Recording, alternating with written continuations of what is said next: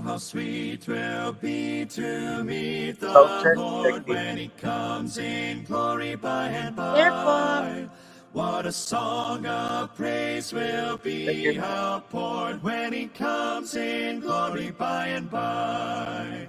How sweet will be, how sweet will be when He comes again in the scarlet sky. What joy 'twill be, what joy 'twill be when He comes in glory by and by.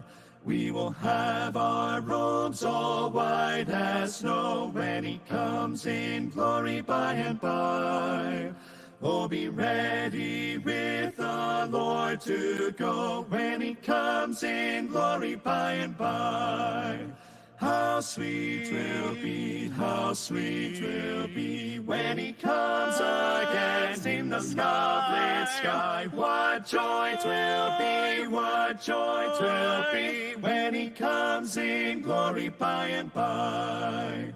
I am longing for that happy day when He comes in glory by and by. For with Him I hope to soar away when He comes in glory by and by. How sweet will be, how sweet will be when He comes again in the scarlet sky. What joy 'twill be, what joy 'twill be when He comes in glory by and by.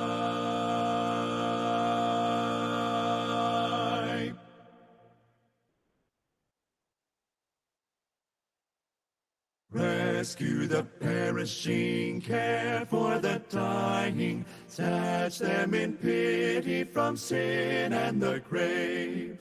We bore the erring one, lift up the fallen, tell them of Jesus the mighty to save. Rescue the perishing, care for the dying, Jesus is merciful, Jesus will save.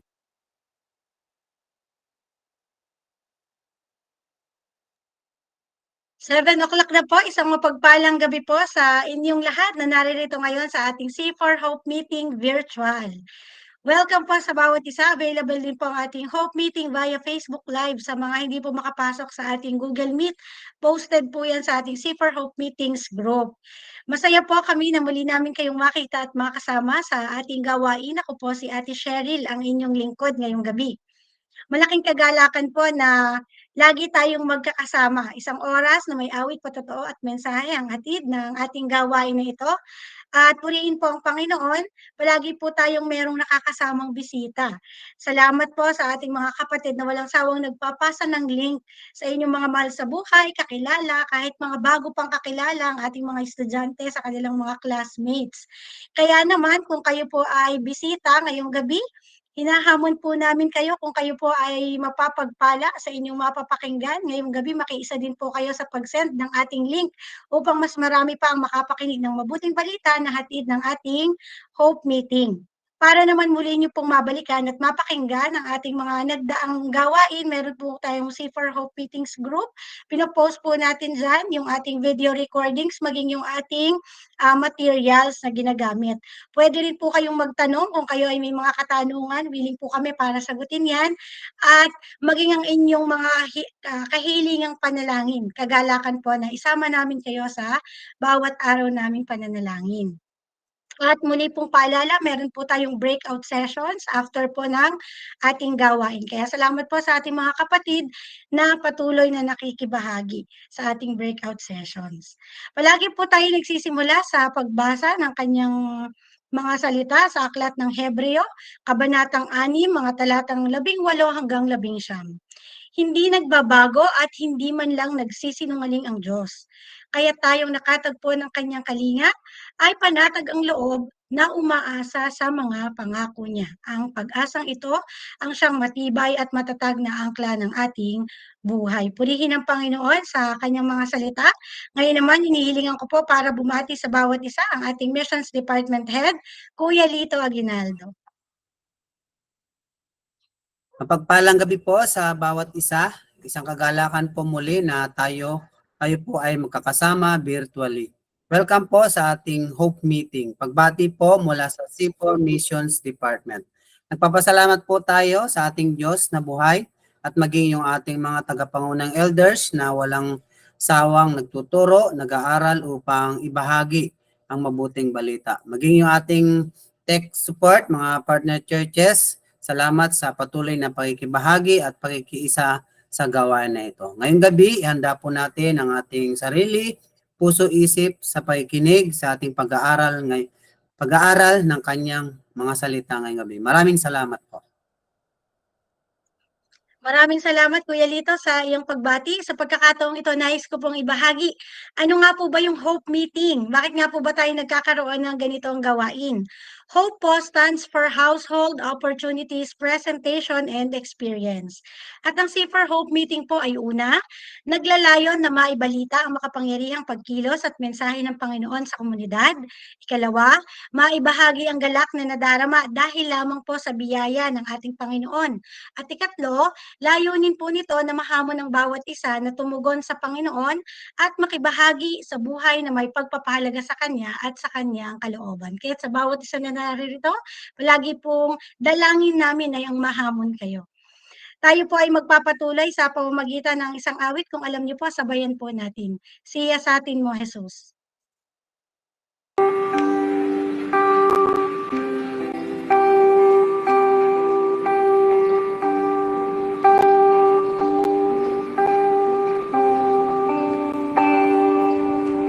Siya sa atin mo, Jesus, ang puso ko sa kasalanan nagawa laban sa'yo. Nagtatapat, sumasamo, dumudulog sa harap ng banal mong trono. Lumalapit, di man karapat-dapat sa kabanalan mo. Biyaya at kaawaan, kapatawaran sa'yo ay nakamtan ko, o aking Jesus.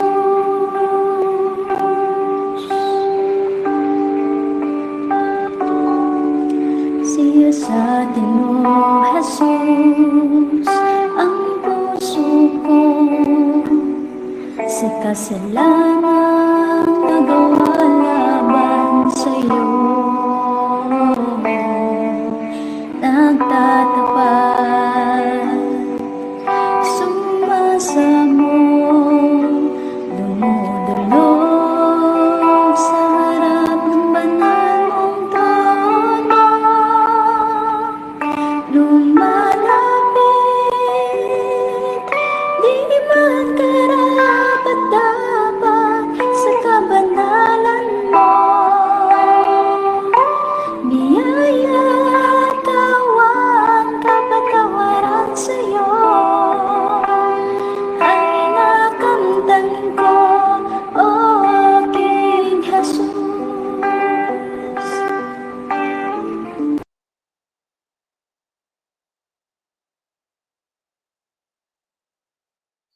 Amen. Salamat sa napakagandang mensahe ng awit.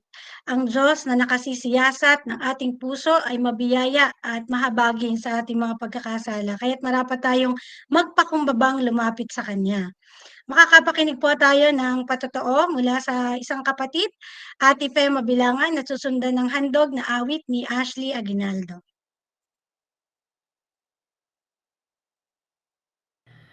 Magandang gabi po sa bawat isa. Ako po si Fe Mabilangan, asawa ni Jojo at may 4 na anak.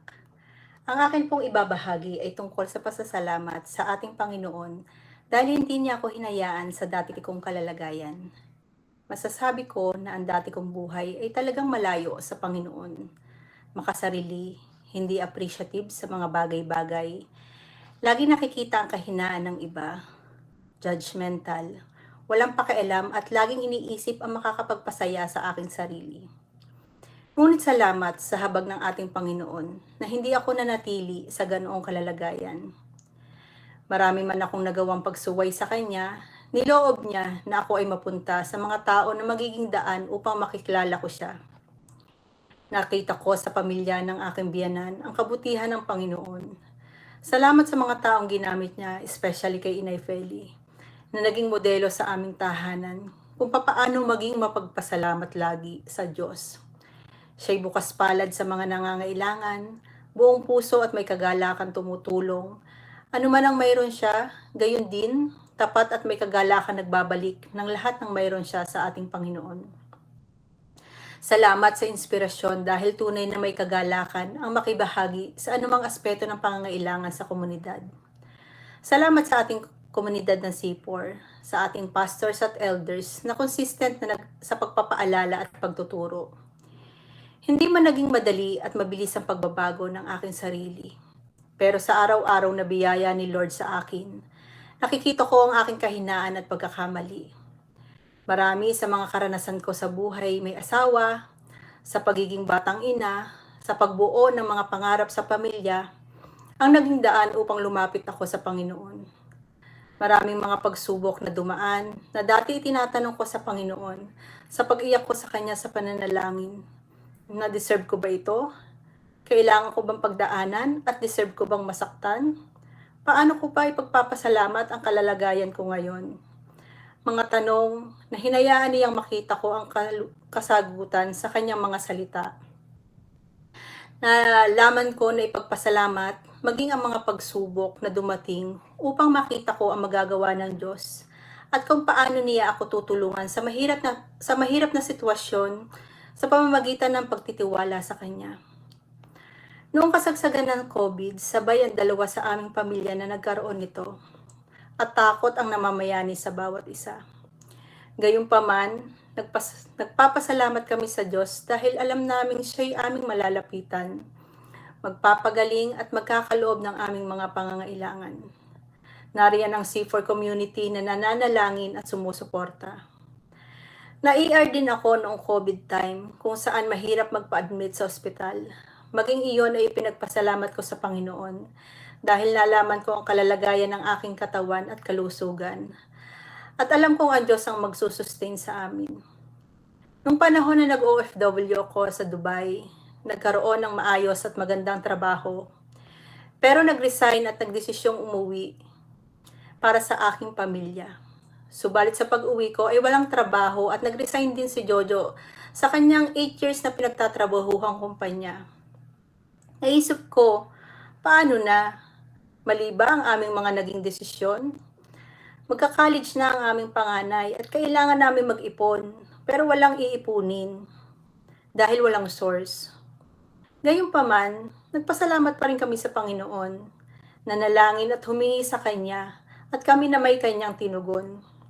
Marami pang pangyayari sa buhay ko bilang ina, asawa, na nagpapakita na wala akong magagawa at taging paglapit at pagkilala na ang Diyos ang may kontrol na ang lahat at tanging siya lamang ang makapagbibigay ng kapayapaan sa akin. Salamat sa Panginoon dahil nakita ko ang pagiging mapagpasalamat sa lahat ng pagpapala ay nagpapakita ng pagpapahalaga at pagtanggap sa mga biyaya na ibinigay sa iyo, maging ito man ay maganda o hindi. Ang bawat pagsubok ay mayroong aral na maaari nating matutunan at maging daan upang tayo ay lumago at maging matibay. At dahil sa pagtitiwala sa Panginoon, may ilalarawan ko ang buhay ko ngayon ay may kasayahan at kapayapaan na anumang bagay o pangyayari sa aming buhay, malinaw na ang lahat ay dahil sa kapahintulutan ng Panginoon, dahil siya ang may kontrol ng lahat. Salamat po sa Diyos po ang pinakamataas na papuri.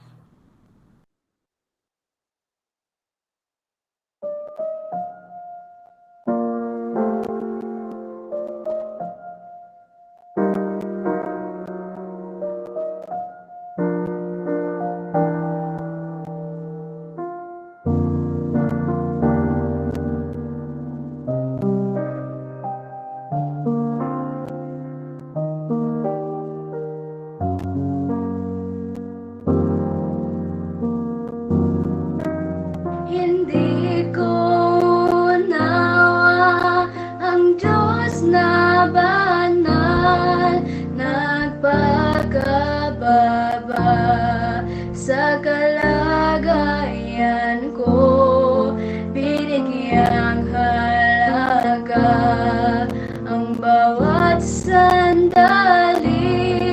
Sinagip niya akong may sala. Kung aking iisipin, pagkabayo ba niya sa krus? Kung hindi sa Kanya, ako'y maliligaw. Kung hindi ninais, buhay niya'y buwis. Sinagip niya akong may sala. Sinagip niya akong may sala. O Diyos, sinagip niya akong may sala. Luglog kay nilisan, Kanyang kaharian. Sinagip niya akong may sala.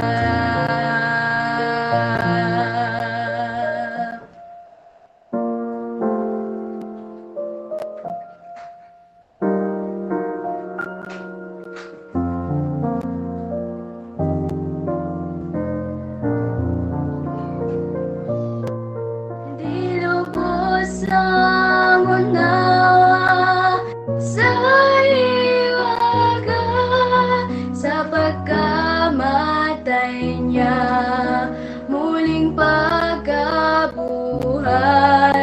Kung sa tulad kong di karapat-dapat, sinagip niya akong may sala.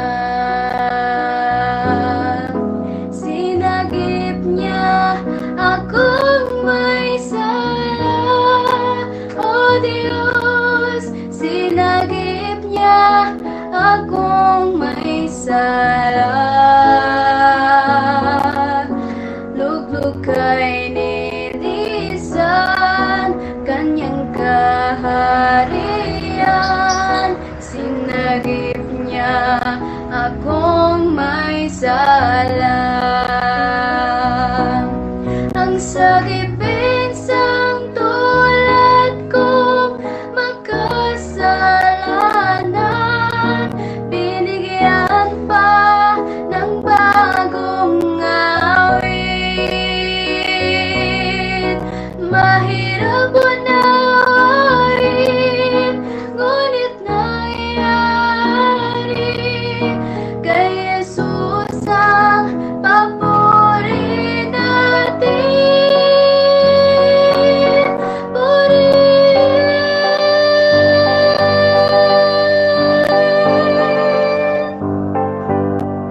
Sinagip niya akong may sala. Diyos, sinagip niya akong may sala.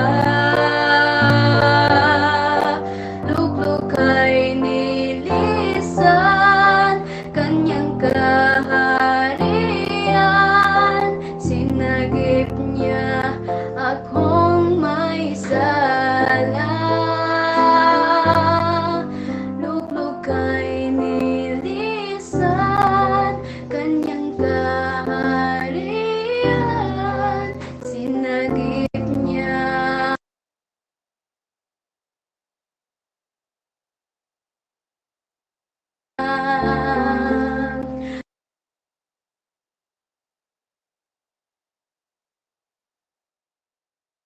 Maraming salamat sa ating mga kapatid.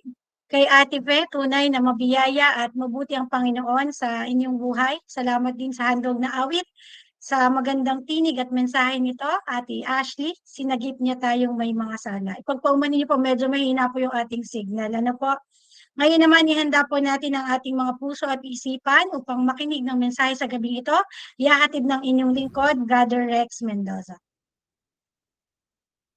Walang hanggang papuri sa ating Panginoon na sa atin ay sumagip mula sa atin pong mga kasalanan.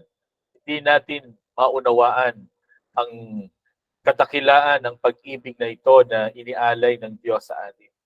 Hindi tayo karapat-dapat. Ang dapat sa atin ay kaparusahan sapagkat tayo'y mga makasalanan. Hindi bagay sa kanyang kalangitan. Pero napakabuti ng ating Panginoon at siya'y nagkaloob sa atin ng kanyang pagmamahal, yung kanyang habag, yung kanyang paglilinis. Purihin ang Panginoon. Maraming salamat sa mensahe ng awit, Ashley, isa sa ating mga Rangers of Hope and Inspiration. At marami ding salamat, Ate Fe Pabilangan, sa iyong napakagandang patotoo. Purihin ang Panginoon na nagmahal at nahabag, bumago sa iyong buhay. Salamat din sa mga ginamit ng Panginoon upang ibahagi ang salita ng Diyos sa iyo at hindi lamang sa pamamagitan ng mga salita kundi sa pamamagitan ng gawa. At sa paglipas ng mga taon ay nakita rin namin ang pagkilos ng Panginoon sa inyong buhay. Purihin ang Panginoon sa kanyang kabutihan at pagpapala sa inyo. Magandang gabi po sa bawat isa. Tayo po ay narito sa virtual Hope Meeting. Handog sa inyo ng atin pong mga kapatid mula po sa C4, sa ECC at maging ng ating mga kapatid doon po sa Ambulong Bible Christian Fellowship. At ngayon po gabi sa atin pong pagpapasimula, tayo po ay kagaya ng ating palaging ginagawa, tayo po ay mananalangin, idudulog po natin sa Panginoon ang mga naipahatid na mga kahilingan sa panalangin, maging mga pasasalamat. Ano po? So tayo po ay sandaling manalangin, tayo po ay sama-samang dumulog sa Panginoon. Kayo po yung aming Ama sa Langit, hindi napapagod sa amin na magmahal, mahabag, magbigay ng pagpapala, at tuminig ng amin pong mga panalangin. Kaya po ngayong gabi, bagaman kami po ay magkakahiwalay, physically, magkakasama po kami, Panginoon, na dumudulog sa iyong banal na harapan. Dala-dala po sa iyo ang amin pong pagpupuri, ang amin pong pasasalamat.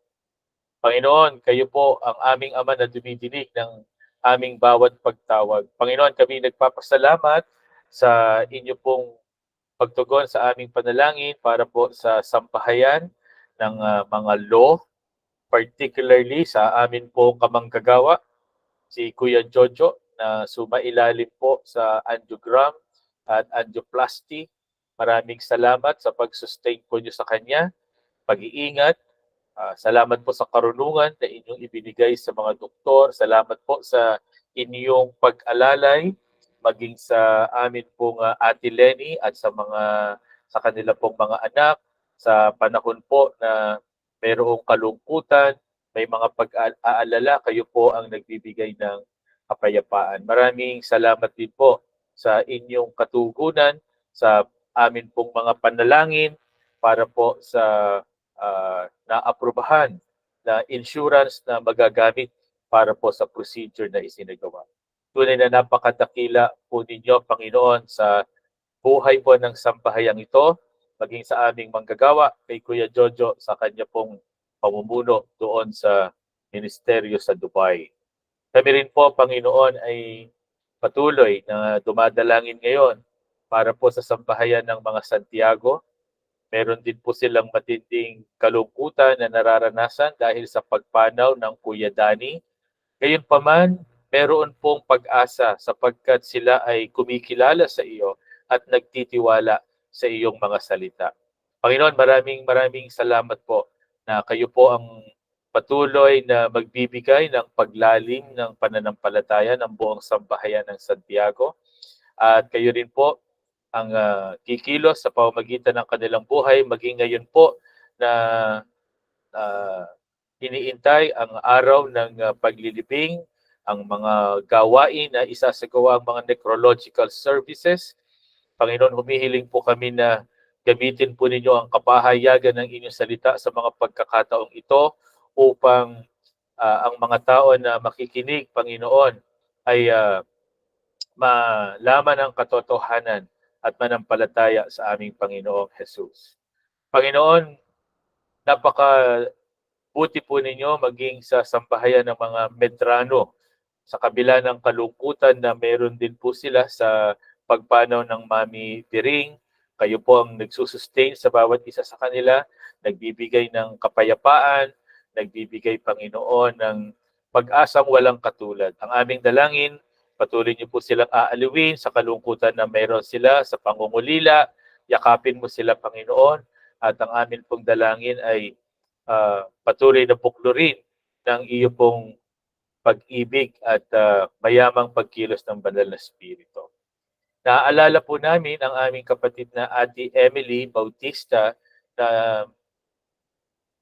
sa kanya pong kalalagayan, Panginoon, humihiling po kami ng inyong habag at biyaya sa kanyang pisikal na katawan, maging sa kanya pong espiritu.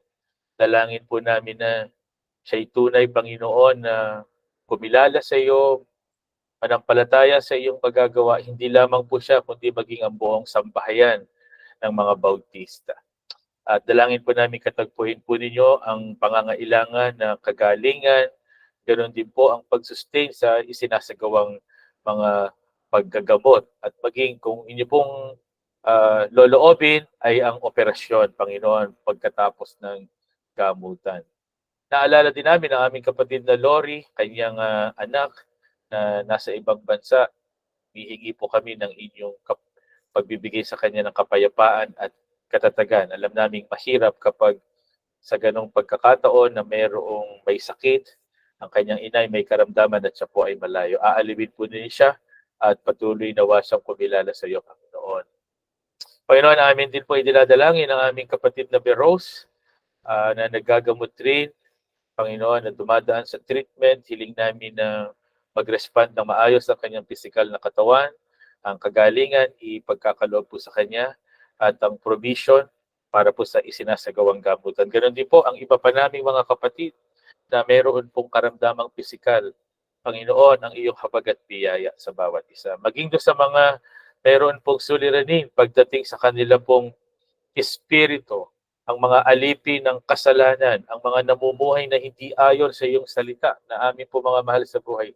Panginoon, turuan po ninyo sila, himukin na magpakumbaba sa iyong banal na harapan. At ngayong gabi, sa kapahayagan ng iyong salita, dalangin po namin ang inyo pong mayamang pangunguna sa bawat isa sa amin. Kami po, Panginoon, ay magkaroon ng isipan na nakatuon sa iyo at kami po ay makaunawa sa kapangyarihan ng banal na Espiritu. Panginoon, ipinagkakatiwala po namin sa iyo ang pag-aaral na ito, maging ako po na inyong lingkod na mangunguna. Dalangin ko po na samahan po ninyo ako at gabayan. Ito po ang aming dalangin sa pangalan ng aming Panginoong Jesus. Amen. Okay. Muli po, magandang gabi sa bawat isa at tayo po ay magpapatuloy. Tinatalakay po natin sa atin pong mga isinasagawang pag-aaral para sa taon po na ito na 2024, focusing on Christ Call and Christ Assurance. Meron pong tayong dakilang pastor na tumatawag sa kanya pong mga tupa. At ang sabi ng Panginoong Hesukristo, ang kanyang mga tupa ay kilala ang kanyang tinig bilang pastol, at kapag narinig ng tupa ang kanyang tinig, ang mga tupa ay lumalapit, binibigyan niya ng buhay na walang hanggan, hindi makukuha sa kanyang kamay. Ganon din po naman sa kamay ng kanyang Ama sa langit. Purihin ang Panginoon dahil ang kapangyarihan para sa kaligtasan ay nagmumula sa nag-iisang pastol na nagkaloob ng kanyang buhay para sa kanyang mga tupa. At madiin ang sinabi ng Panginoong Hesukristo. Yun pong iba na mga tao doon po sa John chapter 10 kung saan ay hinango ang talata na aking binanggit, ay hindi daw po maniniwala. Hindi makikinig, hindi tatanggapin ang salita ng Diyos dahil hindi sila kabilang sa tupa ng ating Panginoon. Kaya po ngayong gabi, maganda po na ating pagbulay-bulayan ang salita ng Diyos. At ang Panginoon na ating takilang pastol ay makapangyarihang tinatawag ang kanyang tupa. At ngayong gabi, naniniwala po ako, ang mga tupa ng Panginoon ay nakikinig ng kanyang salita at tumutugon po tayo ng mayroong kapakumbabaan. Hindi lamang tayo tinatawag para sa kaligtasan. Tinitiyak din ng Panginoon. Ano man ang ating pinagdaraanan, opo, marahil mayroong kahirapan, mayroon pong kalungkutan at kahit pa kapighatian sa napakarami na mga nagpapalungkot sa atin, sa napakaraming mga hamon na aming pinagdaraanan sa pansamantalang mundo na ito, ay naniniwala po tayo na ang Diyos kailanman hindi po tayo iniwan at hindi tayo pinabayaan. Ang paksa natin ngayong gabi ay patungkol sa napakalaking suliranin na atin pong pinanggalingan kung saan tayo po ay tinulungan ng Diyos upang atin pong mapagtagumpayan sapagkat kung sa ating sarili ay hindi natin kaya. Ang topic natin ngayong gabi, ang sumpa ng kasalanan at ang pangangailangan ng tunay na pagsisisi. At alam po ninyo, sa atin pong modernong mundo na ginagalawan, meron pong iba't ibang pananaw patungkol sa kasalanan at maging sa kung papaano po ang magiging tugon dito. Meron pong mga nagtuturo ngayon na hindi na raw po sila nagkakasala, hindi na raw po nila kinakailangang humingi ng tawad sa ating Panginoong Hesukristo at hindi na po sila dumadalangin ng paghingi ng kapatawaran dahil sa kanila pong palagay hindi na po sila nagkakasala. At meron din po naman na mga tao po na inaakala po nila na sila ay malinis sa harap ng Panginoon, bagamat inaamin po nila na sila ay merong kasalanan pero iniisip nila na sa kanilang sariling kakayanan ay maaari po silang maging malinis. Ano ba yung ilan sa mga modernong pananaw ng mundo na ito patungkol sa kasalanan? Tingnan po natin. Una, sabi po ng iba, gawin mo kung ano ang inaakala mong tama. Sundin mo yung nilalaman ng iyong puso. Medyo, po ito, nakababahala sapagkat yun pong inaakalang tama ng isang tao, ito po ay karubihan sa mata ng Diyos. Kaya po, papaanong gagawin yung inaakalang tama? Meron po halimbawa, sa atin pong mundo na ito, na sabi ay puro na mga kahirapan at kulang sa pagkain, wala yung po tinatawag na food security, ay nawawala. At dumadami naman po yung mga tao sa mundo, yung populasyon, kaya inaakala po nilang tama, bawasan yung mga tao sa pamamagitan po ng pagpatay doon sa mga tao. Kaya sinasabi, yun pong mga mahihina, yun pong mga merong sakit, ay bawasan. At para po hindi po maapektuhan yung mga malalakas para sa ikagaganda ng mundo na ito. Meron pong isang malungkot na balita. Yung akin pong asawa ay guro, isa sa kanila pong estudyante ay nagpatiwakal at inaakala marahil na matatapos ang kanyang suliranin sa pamamagitan ng pagpapatiwakal. Yun po ba talagang mga inaakala nating tama para sa ating sariling buhay ay makabubuti para sa atin? Napakadelikado po ng ganitong kaisipan. Pero po nagsasabi, ang mahalaga naman ay wala akong nasasaktang ibang tao. Ang malungkot po dito, wala daw pong sinasaktang tao, kaya lang, papaano po yung Diyos na nagbibigay ng utos? Atin po bang ikinokonsidera sa atin pong pamumuhay na, oo nga, yung ibang tao ay hindi apektado dahil wala naman talagang pakialam sa atin, pero ang Diyos na nakakakita ng lahat ng ating ginagawa, na bilang kanyang mga nilikha, tayong mga tao ay dapat na kumilala at sumunod sa Kanya. Merong masasabi ang Diyos sa ating kalalagayan, napakahalaga na ating pakinggan kung ano ang sinasabi ng Diyos at sundin siya. Sabi ng iba, hindi naman ako kasing sama at kasing makasalanan ng iba. Mas mabait ako kaysa kay Rex. Meron po mga ganyan. Pero ang totoo po, sa pananaw po ng Diyos, oo, marahil mas mabait. Pero ang katotohanan, lahat tayo ay makasalanan. At sapat ang isang kasalanan upang tayo po ay tumanggap ng kaparusahan. Sa mata ng isang perpektong Diyos na nasa kanyang kabanal-banalan at napakamaluwalhatik na kalalagayan, kahit isang maliit na karumihan, kadiliman, kasalanan ay hindi bagay sa kanya pong kabanalan. Kaya hindi natin po pwedeng sabihin na tayo naman ay kaunti lamang at yun ay tila ba nagdudulot sa atin ng pagiging angat kaysa sa iba.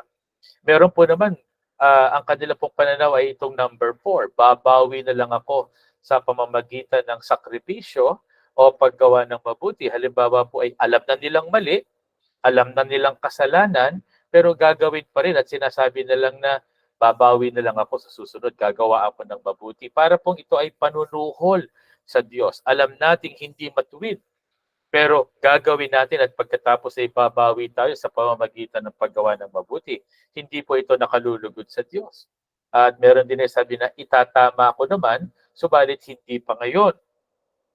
Para po bang sila ang may hawak ng kanila pong buhay, pero ang kamatayan ay dumadating sa kapanahonang hindi natin malalaman.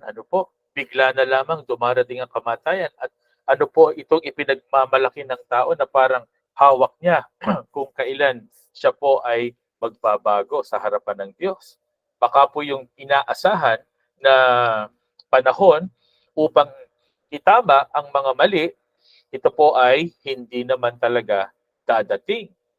At meron naman po sobrang lakas ng loob, gagawin niya yung kanyang gusto sa buhay na to, sabi dito sa number 6, saka ako na po problemahin kapag nasa harap na ako ng Diyos. Ang sabi po ng salita ng Panginoon, itinakda para sa tao, ang minsan ay mamatay at pagkatapos nito ay ang paghuhukom. Napakalaki po ng suliranin na atin pong kinakaharap sa kalalagayang espiritual ng sanlibutan po na ito.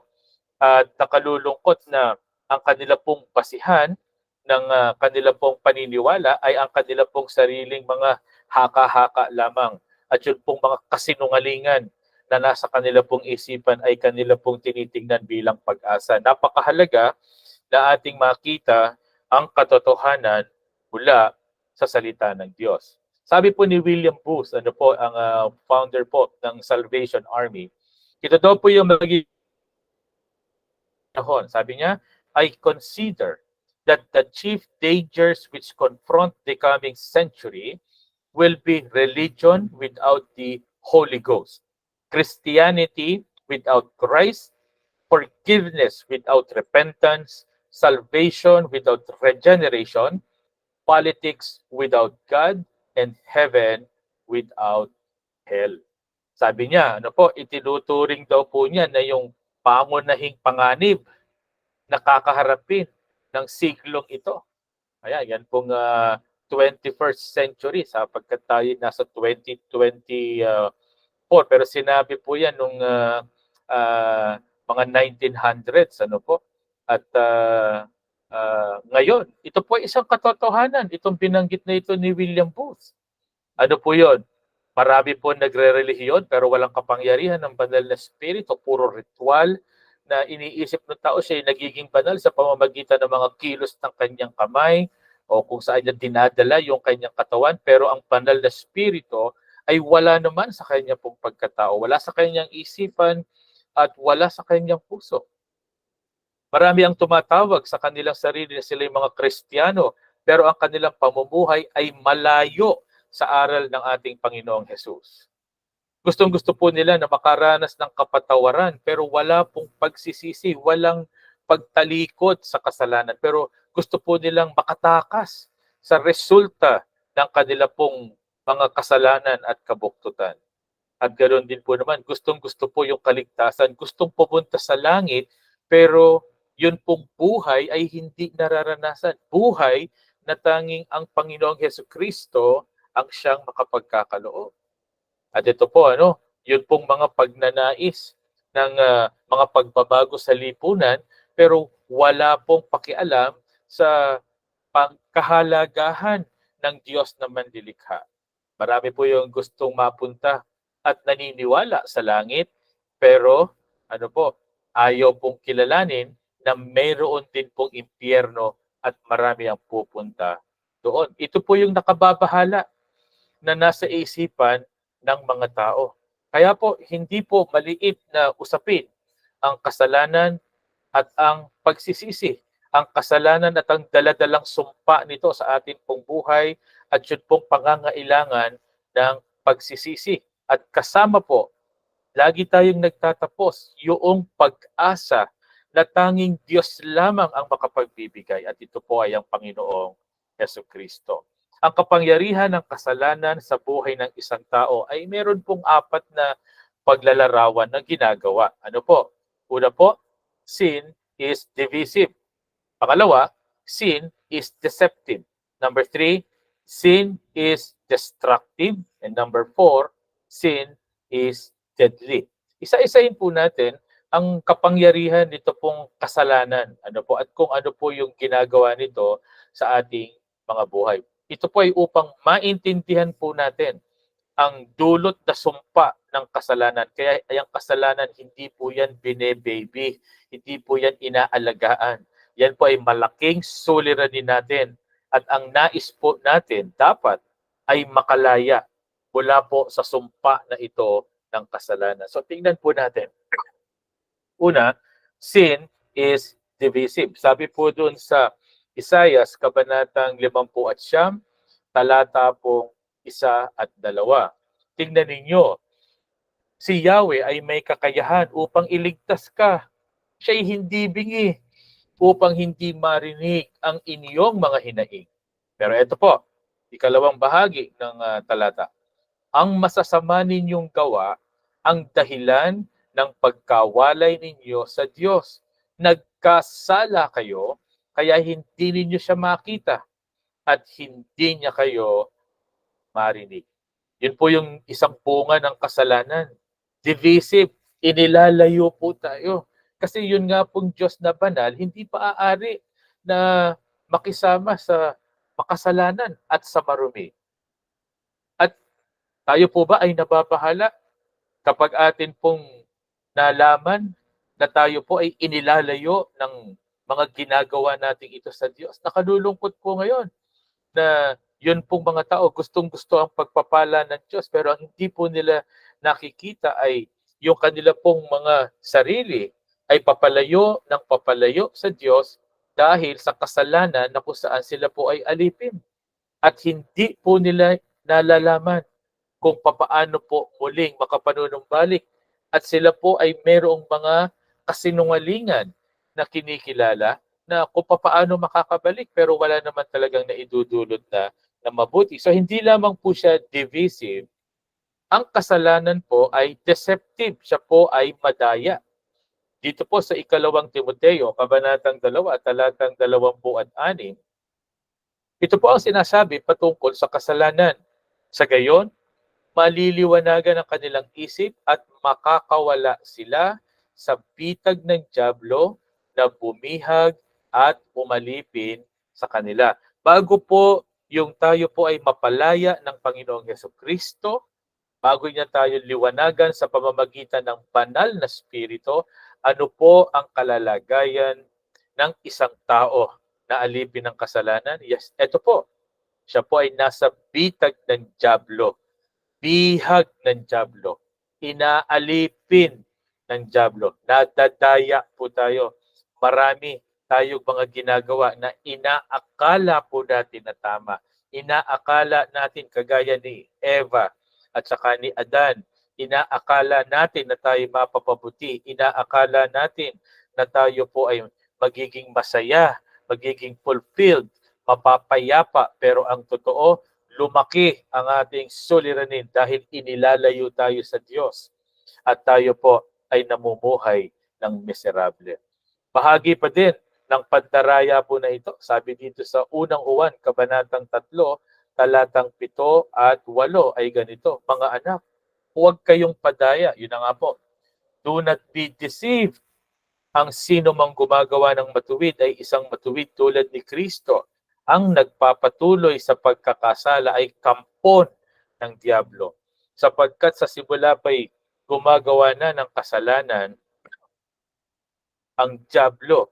Kahit ano po yung ating sigaw, kahit anong lakas ng atin pong kanta na tayo'y sinagip, tayo'y tinubos, kung tayo po ay nagpapatuloy sa pagkakasala, hindi natin nararanasan ang kapangyarihan ng banal na spirito na sinasabi nating nagligtas sa atin, ay banal na espiritu nagpapabanal sa atin, lumilinis bawat sandali ng ating buhay. Kung wala po yun, at tayo nagpapatuloy sa pagkakasala, ipinapakita natin ang ating tunay na nakamarka sa atin at yun po ay ang kasalanan at tayo po ay napapahamak. Dinadaya natin ang atin pong sarili. Dinadaya tayo ng dyablo at dinadaya tayo ng makasalanang mundo na ito.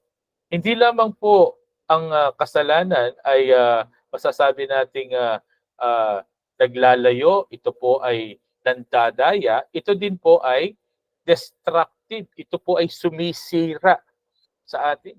Sabi po dito sa unang Korinto, kabanatang 6, talatang 9 hanggang 10, meron pong kaparusahan na dala-dala ang kasalanan. Dito po, sabi, hindi ba ninyo alam na ang mga kasalanan, ang makasalanan ay walang bahagi sa kaharian ng Diyos?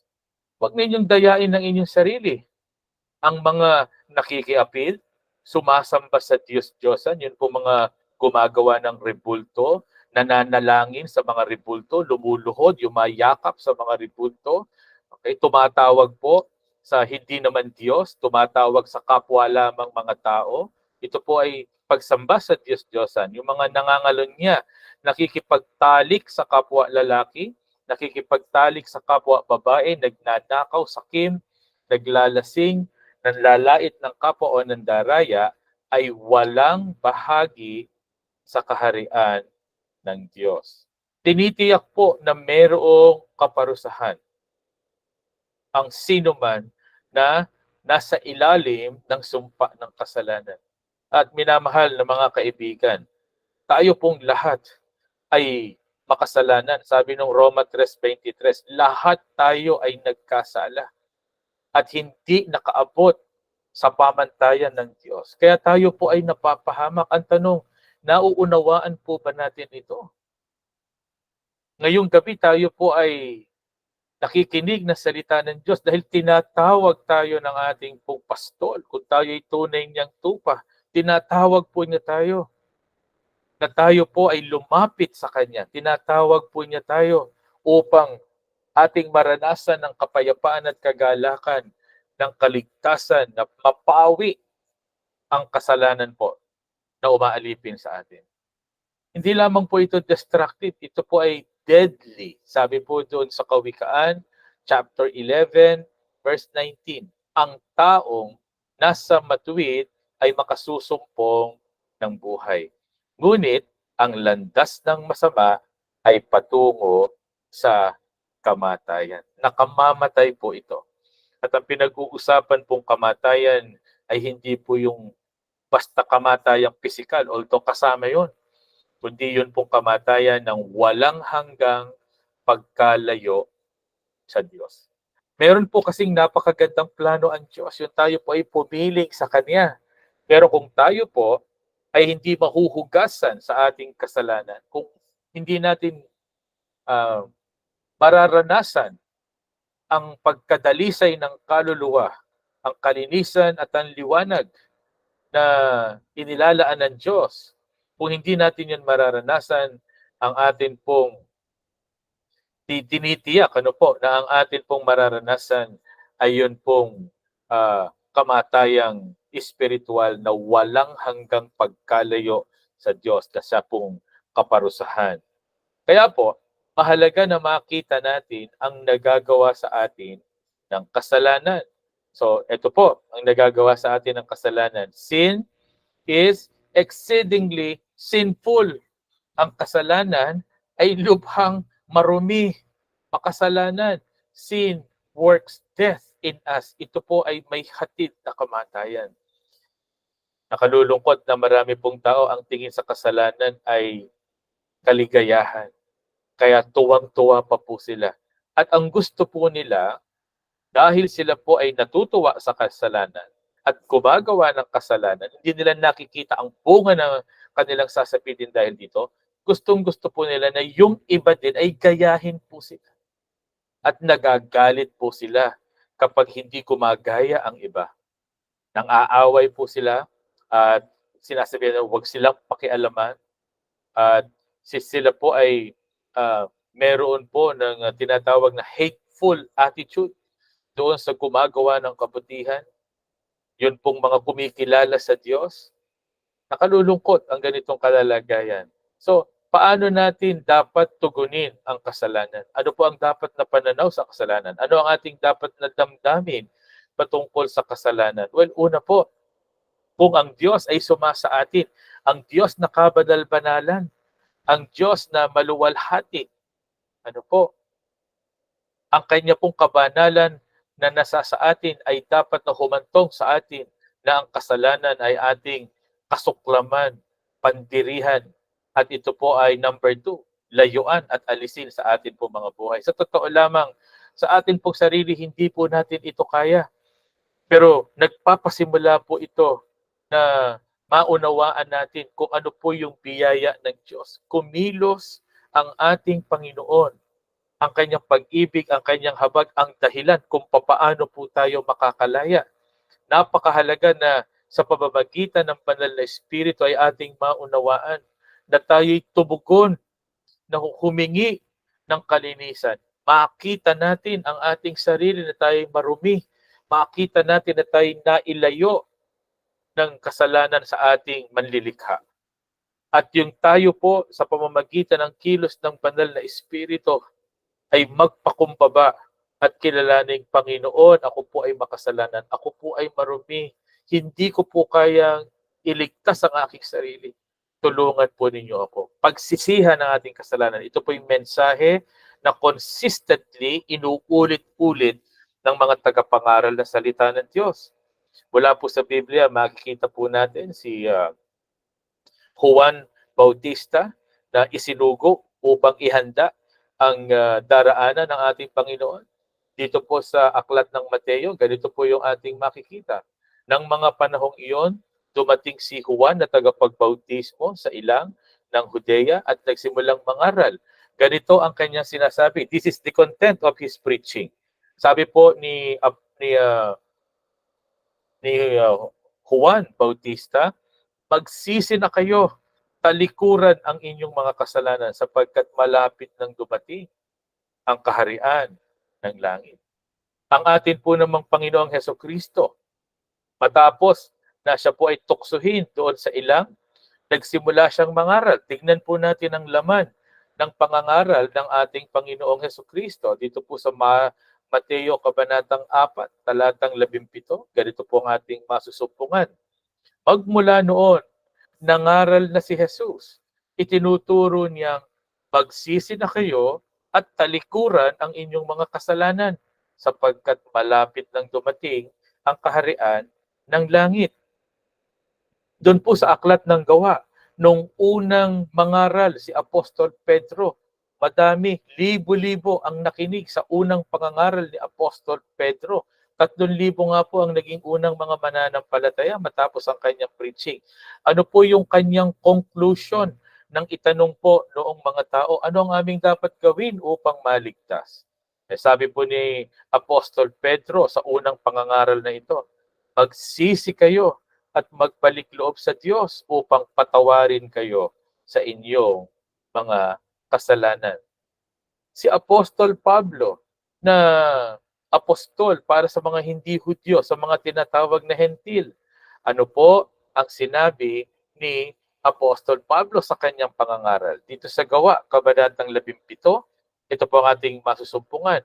Sa mga nagdaang panahon, hindi pinansin ng Diyos ang di pagkakilala sa kanya ng mga tao. Ngunit ngayon, iniuutos niya sa lahat ng tao sa bawat lugar na magsisi at talikuran ang kanilang masamang pamumuhay sapagkat itinakda na niya ang araw ng paghuhukom sa sanlibutan.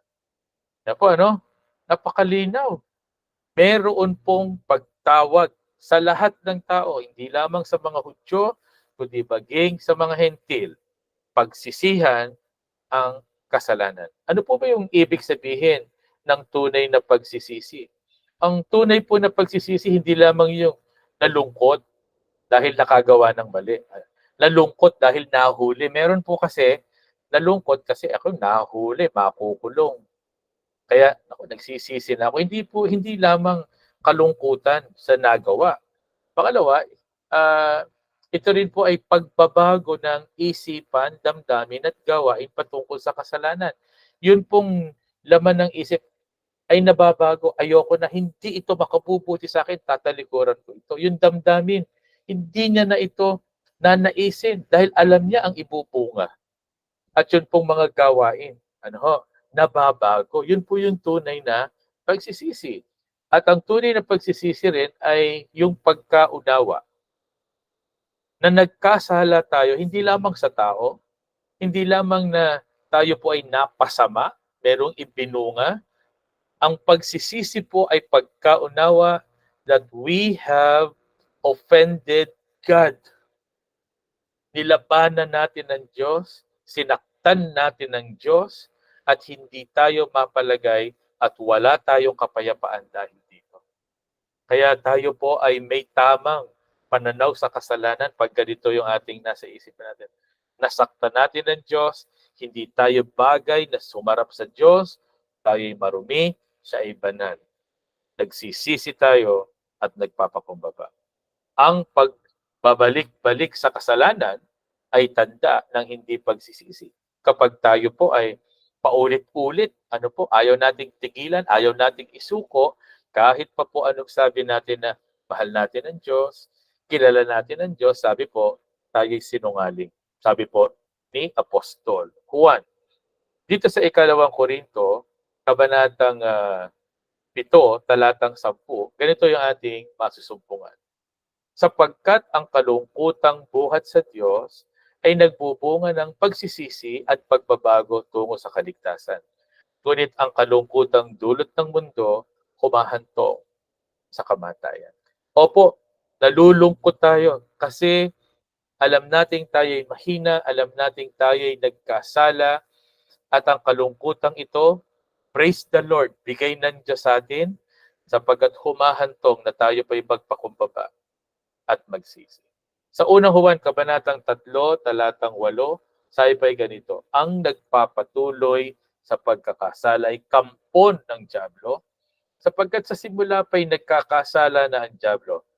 Kaya naparito ang anak ng Diyos upang wasakin ang gawa ng dyablo. Hindi natin kaya labanan ang kasalanan sa ating sariling lakas. Hindi natin kayang linisin ang ating sarili. Hindi natin kayang alisin ang ating sarili sa kadiliman at liwanagan ang ating sarili. Hindi natin kaya. Pero naparito ang Panginoon, ang nag-iisang bugtong na anak, ang Panginoong Jesucristo, upang wasakin ang gawa ng panlilinlang, ang gawa ng dyablo. So, ano po yung repentance? Repentance o pagsisisi is a change of mind, pagbabago ng isipan that leads to a change of heart, pagbabago ng puso that leads to a change in action. Bumabago sa isip, sa puso, at sa gawa. This change involves both a turning from sin and turning to God. Tulong sa atin ng Diyos para talikuran natin ang kasalanan at tayo'y lumapit sa ating Panginoon. Ito'y ginawa para sa atin ng Panginoong Jesus. Sabi po dito, Aklat ng Roma, kabanatang 5, ipinadama ng Diyos ang kanyang pag-ibig sa atin nang mamatay si Kristo para sa atin noong tayo'y makasalanan pa. Ngayon, napawalang sala na tayo sa pamamagitan ng kanyang dugo, lalo ng tiyak na maliligtas tayo sa puot ng Diyos sa pamamagitan niya. Ang ating Panginoong Jesucristo, tayo po ay nilinis sa lahat ng karumihan. Nilinis sa lahat ng ating kadiliman. Meron po tayong katiyakan ng kaligtasan kung atin pong pananampalatayanan ang nag-iisang solusyon ng Diyos. Kaya po, dahil kung magwakas dito po sa sinabi ni J.C. Ryle, sabi po niya, ang tunay na pagsisisi begins with the knowledge of sin. Dapat alam po natin yung ating kasalanan. It goes on to work sorrow for sin, yung kalungkutan. Nalulungkot tayo kapag tayo po ay naunawaan natin tayo makasalanan at we had offended God. And it will lead us into confession. Tayo po'y magpapakumbaba. Kikilalanin natin, Panginoon, makasalanan po ako. It shows itself before a person by a thorough breaking off from sin. Sa tulong ng Panginoon, pinalaya tayo, inalis ang sumpa, ang tanikala ng kasalanan. At dahil po doon, kumikilos sa atin ang banal na Espiritu, it results in producing a deep hatred for all of sin. Meron po tayong malalim na pagkamuhi sa karumihan, sa kadiliman, at ang pinakananais natin ay ang paglilinis na tangi lamang nagmumula sa ating Panginoon. Dalangin po namin magpakumbaba po ang bawat isa sa atin. Maunawaan po natin na tayo makasalanan, marumi, pero ang Diyos nandito nagmamahal, nahahabag, at siya po ang nagbibigay ng tunay na kalinisan, kabanalan, at kaligtasan para sa buhay na walang hanggan. Awitin po natin ang ating tugong awit.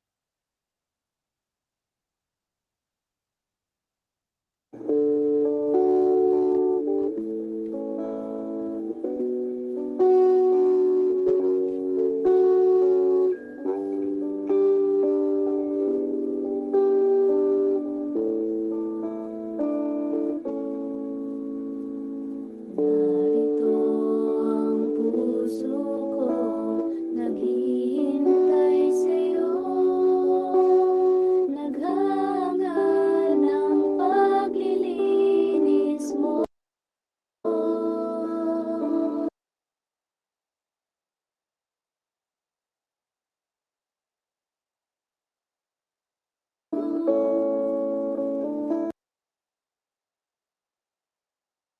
Narito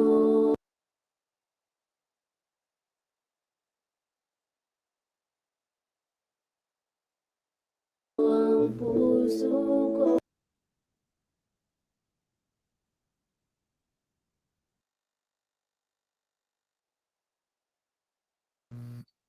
Okay, siguro po tayo dadako sa ating pananalangin, pero yung ating pong response song ay yung awit na Linisin Mo Ako. We'll post yung link at maaari po nyo pakinggan.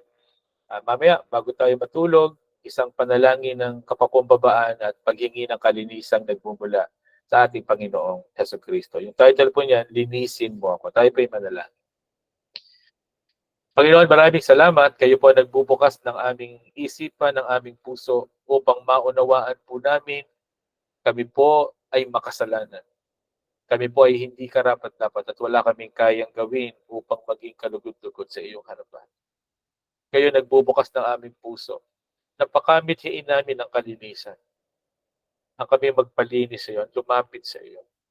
Kilalanin na ang iyong pamamaraan higit kaysa anumang naiisip namin na paraan upang iligtas ang aming mga sarili. Panginoon, salamat po kayo ang nagbibigay sa amin ito sa kapangyarihan ng banal na Espiritu. Kaya sa gabing ito, tulungan po niyo ang bawat nakinig ng iyong mga salita. Pagpalain po niyo ang karunungang natanim, ang katotohanan na ito na natanim, Panginoon, sa isip at sa puso ng bawat isa ay yumabong. Ito po, Panginoon, ay magbunga para sa kaluwalhatian po ninyo, Panginoon. Tawagin po niyo ang inyong mga tupa. Kahabagan po ninyo, Panginoon, ang aming mga mahal sa buhay, ang aming mga kaibigan. Kami po dalhin po ninyo sa inyong paanan para sa kaligtasan. Ito po, Panginoon, ang aming dalangin sa pangalan ng aming Panginoong Jesus. Amen. Magandang gabi po sa bawat isa sa inyo. Amen.